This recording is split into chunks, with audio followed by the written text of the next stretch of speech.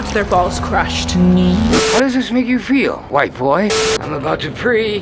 The perk got me crazy! So players, the very first The Boys Season 4 teaser trailer has come out, and it was kinda sinister in nature, a little less cheeky jokes and gross out humor, which I'm 100% fine with. I fuck with that shit heavy so long as it's balanced with good story and characters, which The Boys seems to be very good at doing, but it seems that unlike the last 3 seasons where it was basically like just marvel at this crazy world we're showing you, I feel like we're gonna get more to the point with this season. It can be said that the first 2 seasons was really just, kind of world building. The 3rd season was bringing in the tools to bring down this world, and the 4th season, we might actually see someone big getting taken off the chessboard. None of this, dying and being brought back later type shit, at least from this point. It doesn't give away much, which is a good thing, but we start the trailer off with having a voiceover from Susan Hayward's new character, Sister Sage, who was not a character in the comics. She's an original character, so there's not really any info on her, but what I'd imagine is that she might have like some soup intellect, because as the name would suggest, Sage being someone having a lot of wisdom, and as the first minute of the trailer passes, it looks like she's gonna be influencing Homelander into basically starting problems, that being, political strife or otherwise, but ones that he would be able to solve or look like he solved, and basically to keep up the charade that is Vought, that is the Seven, and that he is actually a good guy, or any of them are good guys. Even comparing him to Caesar, who is famous for being betrayed by people he thought were close to him, which we'll get into a little bit later. We also see the other new members of the Seven, Firecracker, which again is a brand new character, so there's not any info on it, but I'd imagine she's probably a piece of shit. But what else we got was that Noir is confirmed back, which a lot of people are apparently not happy with, because in the comics, Noir is a clone of Homelander and was secretly responsible for some of the crazier shit we saw him do in the comics. Now, I thought the twist was fine in the comics. I don't have a hang up on that, and I believe Eric Kripke said that Nathan Mitchell, who plays or is under the mask of Noir in the first 3 seasons, said that Nathan Mitchell was advised to not be in that flashback with Payback in the 3rd season, and to have another actor take his place so that when what happened,